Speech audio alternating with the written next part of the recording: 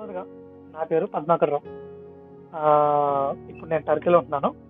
అయితే ముఖ్యంగా సత్యం నేర్చుకునే విషయంలో ఆసక్తిగా ఉండాలనేది ఎంత బలంగా ఈ రోజుకి నేను మారిపోయానంటే, ఒకనొక టైంలో నా ఆలోచన విధానం కానీ నావన్నీ కూడా అంత చిన్నగా ఉండేవి. చాలా చిన్నగా నడుస్తూ వచ్చేది. ఎందుకు ఇంత చిన్నగా నడుస్తుందంటే నాకు అప్పటికేం తెలియదు. నాకు ఎవరైనా సరే వాక్యం చెప్పారంటేనే అమ్మో ఇది చాలా గొప్ప విషయం అన్నట్టుగా నువ్వు చకచక రాసేసుకున్నాను. అంత ఆసక్తిగా వినేవాడిని. కానీ అసలు విషయంకి వస్తే అసలు అది నిజము కాదు. అసలు అది సత్య సంబంధమైన ఆలోచన కాదు. కానీ అదే గొప్పగా నేను ఫీల్ అయ్యేవాడిని. అలాంటిది ఎప్పుడైతే నాకు సత్యం పరిచయమైందో ఇక వన్ బై వన్ ఇక అసలు దాన్ని విడిచిపెట్టకుండా ఇంకా బలంగా వినడం రాసుకోవడం. ఇంక ఇదంతా ఎక్కువ మొత్తం వినిపించుకో కొన్ని వందల ప్రసంగాలు వినడం రాసుకోవడం వల్ల చాలా విషయాలు లోపలికి వెళ్ళిపోయి ఇప్పుడు ఒకవేళ ఎవరైనా బైబిల్ వ్యతిరేకించే విధంగా కానీ బైబిల్ తక్కువ చేసి మాట్లాడే విధంగా కానీ అసలు ఎవరు వచ్చినా అది వాళ్ళ సేవకులు అవ్వచ్చు, ఆ తర్వాత బయట ఉన్న వాళ్ళు ఎవరైనా అవ్వచ్చు, ఖచ్చితంగా వాళ్ళకి సమాధానం చెప్పాలి, సాత్వికంతో సమాధానం చెప్పాలి, వాళ్ళు నోరు ముయించాలి. అలా నోరు ముయించేంత జ్ఞానాన్ని దేవుడు నాకైతే అనుగ్రహించాడు. అంత జ్ఞానాన్ని అయితే నేను సంపూర్తిగా జరిగింది. అందరికి వందనాలు అన్న. మాది వచ్చేసి కడప దగ్గర బద్వేలు. ఈ బద్వేలు ప్రాంతంలో దేవుడు నాకు ఇచ్చిన సేవా పరిచర్య 2 సంఘాలను ఇచ్చాడు. ఆ 2 సంఘాలను నేను ఆయన మీద భారంతో వేస్తూ కొనసాగుతూ పోతున్నాను. అదే నా చిన్న బద్వేల్, కడప జిల్లా బద్వేలు. ఆ గ్రామంలోనే దేవుడు 2 సంఘాలు నేను నడుపుకుంటూ దేవుడు నాకు ఇచ్చిన జ్ఞానం కొద్దీ బలపరుస్తూ ఆత్మీయంగా స్థిరపరుస్తూ అలా కొనసాగుతూ ఉంది. అందరికీ వందనాలు. నా పేరు జానీ. మాది సేమ్ శివ చెప్పినట్టే మాది కడప దగ్గర బద్వేల్. మేమిద్దరము మా అమ్మ అల్లుళ్ళమి. ఇప్పుడు శివ ఎక్కడైతే పరిచయం చేస్తున్నాడో నేను కూడా తరచుగా అక్కడికే వెళ్ళి నేను కూడా ఇక్కడ ప్రస్తుతం వృత్తిరీత్యా ఇక్కడ హైదరాబాద్లో ఉంటున్నా. నేను వెళ్ళినప్పుడల్లా దేవుడి దయ వల్ల, దేవుడి కృప వల్ల అక్కడ వాక్య పరిచర్య చేయడం అనేది జరుగుతుంది. అదన్న విషయం. అయితే క్రైస్తవ సమాజానికి ఏమైనా చెప్పాలి, ఏమైనా చెప్పి ఆ సమాజాన్ని బాగు చేయాలి అనే ఒక ఆలోచనతో ఈరోజు మీరు ఈ కార్యక్రమంలోనికి రావడం జరిగింది. ఎందుకనంటే మీరే కాదు, మనలాంటి చాలా మంది ఈరోజు పడుతున్న చిన్నపాటి ఆవేదన, లేకపోతే దాన్ని మనం ఎలా ఎక్స్ప్లెయిన్ చేసినప్పటికీ కూడా అది బాధ కావచ్చు, ఆవేదన కావచ్చు. ఎందుకు ఈ ఆవేదన, ఎందుకు ఈ బాధ అంటే అటు సేవ అది జరుగుతుంది, కానీ సేవలో ఏం జరుగుతుంది, సంఘాల్లో ఏం జరుగుతుంది, క్రీస్తు కనిపించకుండా, అంటే క్రీస్తుని చూపించకుండా నేడున్నటువంటి క్రైస్తవ సమాజంలో మనల్ని మనం చూపించుకోవడానికి ఎక్కువ సమయం సరిపోవటం లేదన్నట్టుగా కనబడుతుంది. అదే దాని మీదే ఈరోజు టాపిక్ మనం మాట్లాడుతూ ఉన్నాం. సేవకుడా లేకపోతే శోధకుడా అనే ఒక మంచి టైటిల్తో ఈ సందర్భాన్ని మనం చర్చించబోతూ ఉన్నాం. కనుక మీకు దేవుడిచ్చిన జ్ఞానాన్ని బట్టి, అలాగే ఆత్మ సహకారాన్ని బట్టి ఎవరినో విమర్శించాలనో, లేకపోతే మనల్ని మనం గొప్ప చేసుకోవాలనో, లేకపోతే మనం ఏదో హైలైట్ అవ్వాలనో కాదు, కానీ మన చుట్టూ మనతో ఉన్నవాళ్ళు, మన చుట్టూ ఉన్నవాళ్ళు ఈ రోజు ఉన్నటువంటి పరిస్థితులను బట్టి వాళ్ళందరినీ మనం నిజమైన క్రైస్తవులుగా చూడాలన్న ఆశతో, కోరికతో, ప్రభు కూడా అదే కోరుకుంటూ ఉన్నారు. కాబట్టి ఆ విధంగా మీకు ఎదురైన అనుభవాలు కావచ్చు, నేను మళ్ళీ చెప్తున్నాను, మీకు ఎదురైన అనుభవాలు కావచ్చు, లేకపోతే మీరు ఎదుర్కొంటున్నటువంటి కొన్ని సమస్యలు కావచ్చు, లేకపోతే మీరు చెప్పాల్సినటువంటి సంగతులు కావచ్చు, ఏదైనా చాయిస్ అవసరం మీరు మాట్లాడండి. సమాజానికి చక్కగా వివరణ ఇవ్వాలని నేను మనస్ఫూర్తిగా తెలియజేస్తూ, మొదటిగా జానీ గారు మాట్లాడవచ్చు. మంచి విషయాన్ని మీరు దేవుడి దేవాలో చెప్పడం జరిగింది. ఎందుకంటే నేడున్న సంఘాల్లో క్రీస్తు కనుమరుగైపోయాడు. ఇది మటుకు అక్షర సత్యం.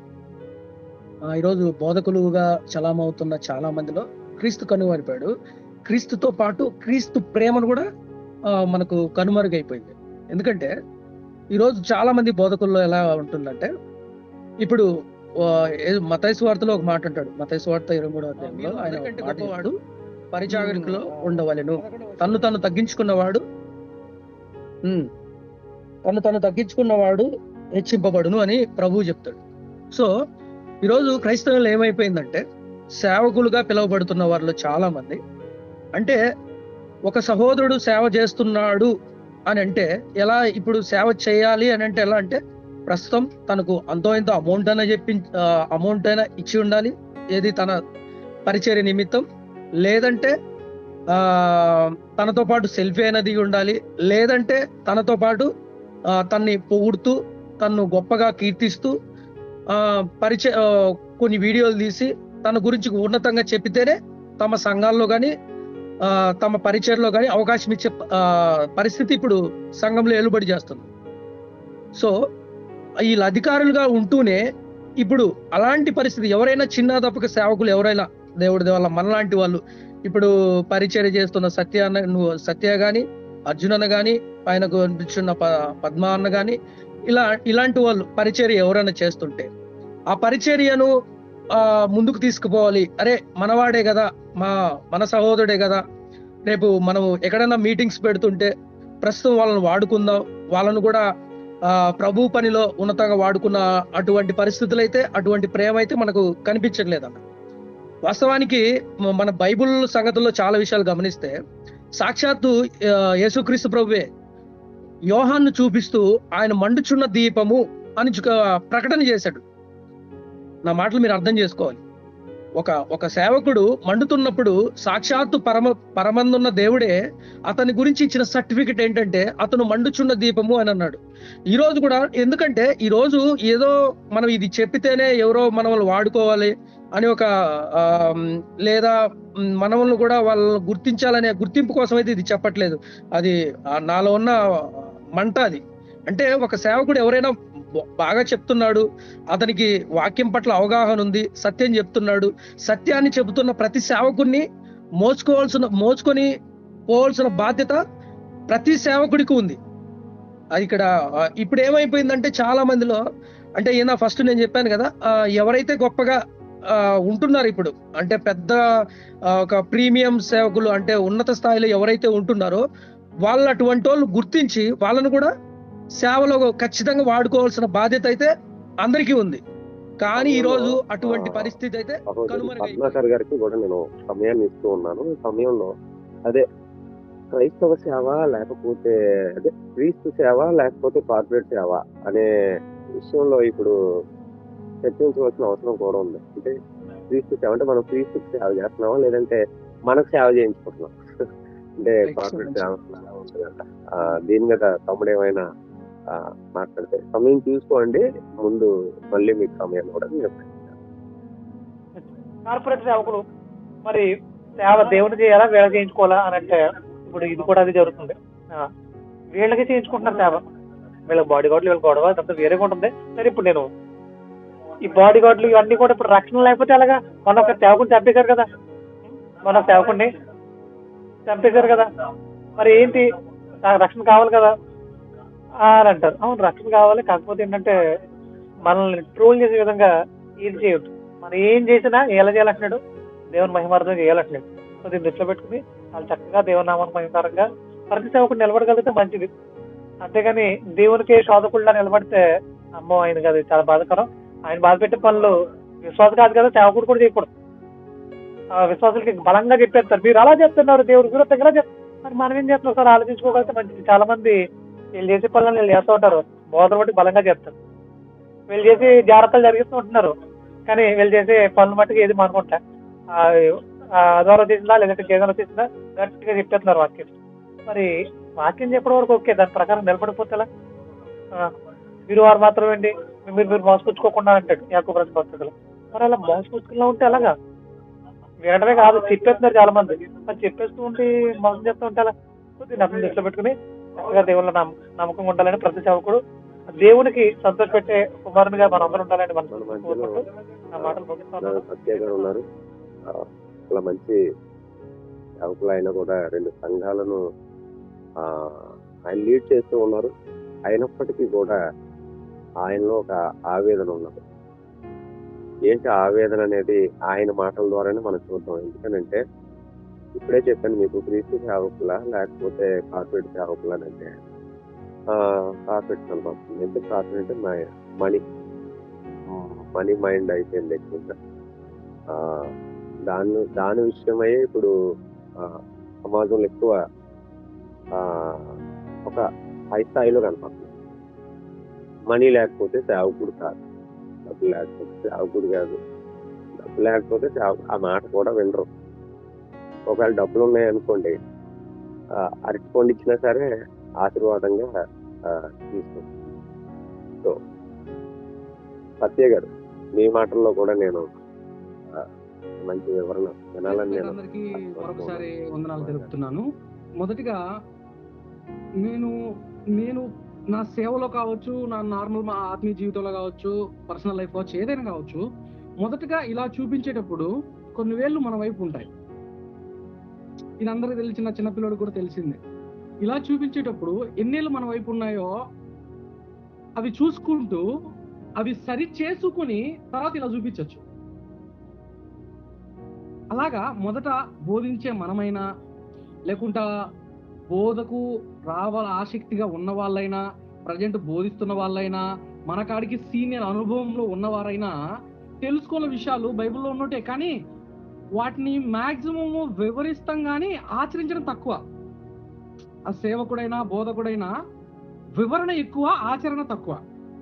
దాంట్లో యాకోబు రాసిన పత్రికలో ఇందాకనే ఇద్దరం డిస్కస్ చేసిన నేను యాకోబు రాసిన పత్రిక 3వ అధ్యాయము 1వ వచనం,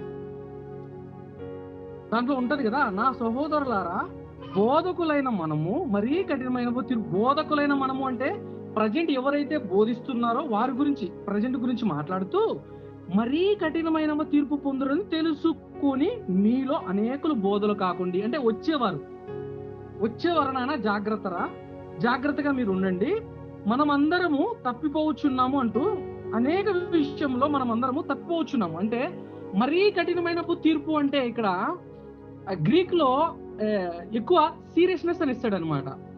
చాలా సీరియస్ గా తీసుకుంటాను ఈ విషయాన్ని, నేను తేలికగా తీసుకోవట్లేదు. నేను దీన్ని చాలా సీరియస్ గా ఉంటుంది. నా జడ్జిమెంట్ ఎలా ఉంటదంటే, నార్మల్ కాడికి ఇప్పుడు మన అవ్వగారికి మరీ ఎక్కువ ప్రసవ వేదన, మిక్కిలి అన్నాడు కదా, అంటే ప్రసవ వేదన పెట్టాడు కానీ ఆమెకు ఎక్కువ ఉంటుంది అని చెప్పాడు, పెయిన్ ఎక్కువ ఉంటుంది. అలాగే శిక్ష ఉంటుంది, ఎవరికి? విశ్వాసులకు శిక్ష ఉంటుంది, కానీ బోధకులకు మరీ కఠినమైన తీర్పు ఉంటుందంట. దాన్ని మనసులో పెట్టుకొని మనం బోధించేటప్పుడు చాలా జాగ్రత్త బోధించాలి. ఎందుకంటే మనం అందరము తప్పిపోవచ్చున్నాము, ఏ విషయంలో కూడా తప్పిపోవచ్చున్నాం. అంటే బోధకుడు కావాలి అంటే మొట్టమొదటిగా మనం తెలుసుకున్న విషయం ఏంటంటే, వ్యర్థమైన పదాలు ఉచ్చరించకూడదు, మనం ఇష్టం వచ్చినట్టు బైబుల్ను మాట్లాడకూడదు, న్యూస్ పేపర్లో ఒకటి చదివినట్టు చదివి విశ్వాసులకు చెప్పకూడదు. చాలా కేర్ తీసుకోవాలి దీని విషయం. చెప్తున్న బోధకుడైనా వచ్చే బోధకుడైనా మనం ఒక మాదిరిగా ఉండాలన్నమాట ఈ విషయం. ఇదే రోమ పత్రికలో కూడా, రోమ 2:21 2:21 ఉంటాడు. ఇది చదువుతున్నప్పుడు నిజంగా భయం వేసిందన్న. రోమా 2:21 ఎదుటి వారికి బోధించు నీకు నీవు బోధించుకునవా? దొంగిలిత వద్దని ప్రకటించున్న నీవు దొంగిలిదవా?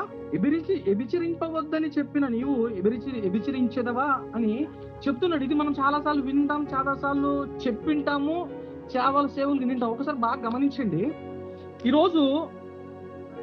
ఈరోజు మనము వాక్యం ప్రిపేర్ అవుతున్నప్పుడు దాంట్లో దేవునికి సమయం ఇవ్వండి, యథార్థంగా జీవించండి, విశ్వాసాన్ని కోల్పోకండి అన్నప్పుడు, ఈ వారంలో నువ్వు విశ్వాసం కోల్పోయావేమో, ఈ వారంలో బలహీనంగా ఉన్నావేమో, ఈ వారంలో అబద్ధాలతోనే నడిచిందేమో నీ జీవితము, నువ్వు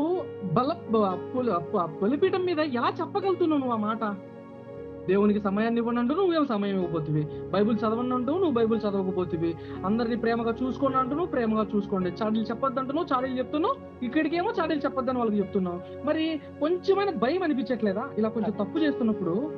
ఏ విధంగా నువ్వు చెప్తున్నావు అంటే, ఒకటేనంటే ఇలా చెబుతున్నప్పుడు చెవుటోడు ముందు శంఖ మూదినట్టే. నీలో పరిశుద్ధాత్ముడు ఉండడు, కానీ నీకు నువ్వు చెప్పుకుంటున్నావు. ఎవరికి చెప్పుకుంటున్నావు? గోడలకు చెప్తున్నావు. ఎందుకు? నీలో ఒక స్టాండర్డ్ లేదు, నీలో పరిశుద్ధత లేనప్పుడు నువ్వు పరిశుద్ధంగా ఉండండి వాళ్ళకి ఎలా చెప్పగలుగుతావు? నువ్వు చెప్పుకోవచ్చు, వినే విశ్వాసులు నిన్ను చూసి అబ్బా అనొచ్చు. ఆయన ఒక పెద్ద సీసీ కెమెరా ఉందిగా, ఆయన కట్ చేస్తాడు. కాబట్టి ఏదైనా మనము ఒళ్ళు జాగ్రత్తగా పెట్టుకొని బోధించడం చాలా చాలా ముఖ్యమైన ప్రాధాన్యత. చదవడము ఎంత ముఖ్యమో వివరించడం అంతకంటే ముఖ్యం. చాలా జాగ్రత్తగా 1కి 2 సార్లు అవసరమైతే మనకు తెలిసిన ఎవరినైనా అడగచ్చు, లేకపోతే మన సహోదరులు బ్రదర్ నేను అనుకుంటున్నాను, లేకుంటే ఇది నీకు నచ్చట్లేదు, సరే ఒక కోణంలో నాకు ఇది నచ్చింది బ్రదర్, ఇదే విధంగా నాకు ఎందుకు దేవుడు మనం ప్రజెంటేజ్ చేసేయచ్చు. కానీ ఇది మన సేవకులు మనం గుర్తుపెట్టుకోవాల్సిన విషయం ఏంటంటే, ముఖ్య మరీ కఠినమైన తీర్పు ఉంటుంది, చాలా సీరియస్ గా ఉంటాడు ఆయన బోధ విషయంలో అని జాగ్రత్త పడాలి.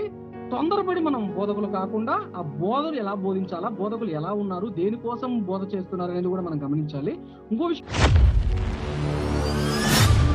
ప్రియ స్నేహితులారా, సమాజంలోని మనుషులు రకరకాల వాటి కొరకు పరుగులు తీస్తున్నారు. ఆనాడు అపోస్తుడైన పౌలు గారు తన చివరి దశలో మాట్లాడుతూ నా పరుగు కడముట్టించితిని అంటున్నారు. అంటే క్రైస్తవులుగా మన పరుగు పరలోకానికే కావాలి అనే ఆలోచనతో మైండ్ రన్ టు హెవెన్ అనే నినాదమే మా ఈ ఛానల్ ఉద్దేశం. God bless you.